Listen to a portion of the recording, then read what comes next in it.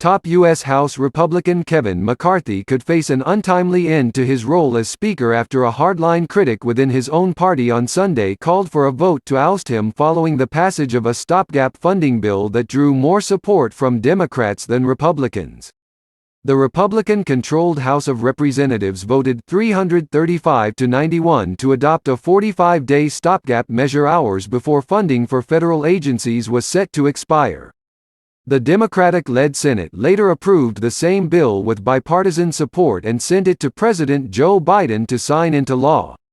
Hardline Republican Representative Matt Gaetz told CNN on Sunday he would file a motion to vacate, a call for a vote to remove McCarthy as Speaker. If at this time next week Kevin McCarthy is still Speaker of the House, it will be because Democrats bailed him out, Gaetz said in an interview on ABC.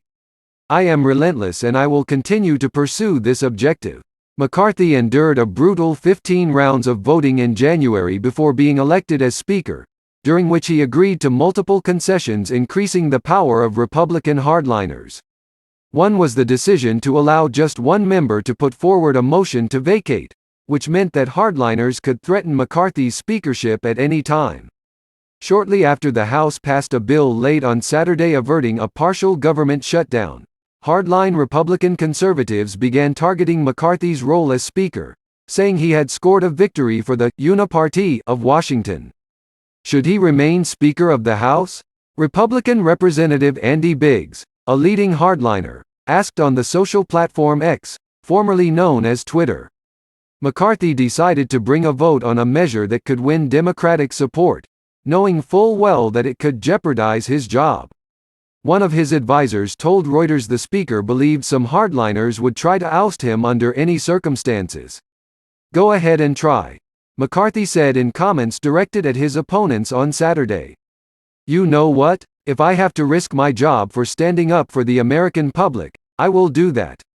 The bipartisan measure succeeded a day after Biggs and 20 other hardliners blocked a Republican stopgap bill that contained sharp spending cuts and immigration and border restrictions, all of which hardliners favor. The bill's failure ended Republican hopes of moving a conservative measure and opened the door to the bipartisan measure that was backed by 209 House Democrats and 126 Republicans.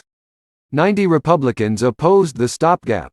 Hardliners complained that the measure, known as a continuing resolution, or CR, left in place policies favored by Democrats including Biden, Senate Majority Leader Chuck Schumer and former House Speaker Nancy Pelosi.